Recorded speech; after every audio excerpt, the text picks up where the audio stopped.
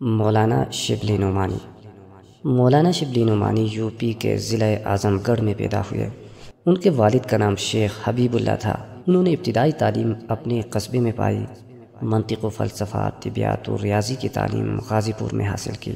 فقہ کی تعلیم رامپور میں اور علم حدیث کی تعلیم سہانپور میں حاصل کی۔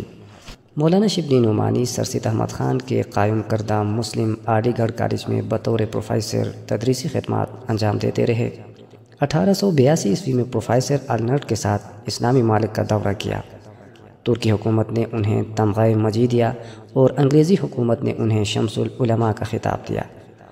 سر سید کی وفات کے بعد لکھنؤ چلے گئے۔ وہاں ندوۃ العلماء کے نام سے ایک مدرسہ قائم کیا۔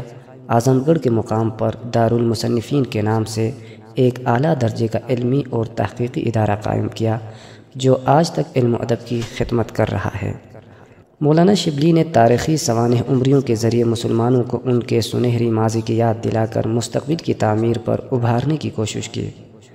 تنقید کے میدان میں شبلی نے مغربی تنقید کے اصولوں اور کچھ حد تک حالی کا اثر قبول کیا ہے، مگر ان کا مزاج خالص مشرقی ہے۔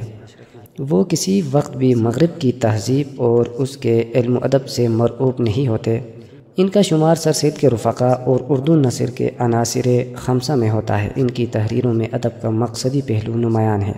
ان کا نصب العین یہ ہے کہ مسلمانوں کی تہذیب اور تاریخ کو نئے لوگوں کے سامنے اس انداز سے پیش کیا جائے کہ ان کے دل میں اپنے ماضی کے متعلق خود اعتمادی پیدا ہو اور وہ اپنے مستقبل کو بہتر بنانے کی طرف متوجہ ہوں۔ ان کا بیان عالمانہ، لہجہ پرجوش اور عبارت مختصر ہے۔ ان کی تحریروں میں جوش بیان اپنی پوری آب و تاب کے ساتھ جلوہ گر ہوتا ہے۔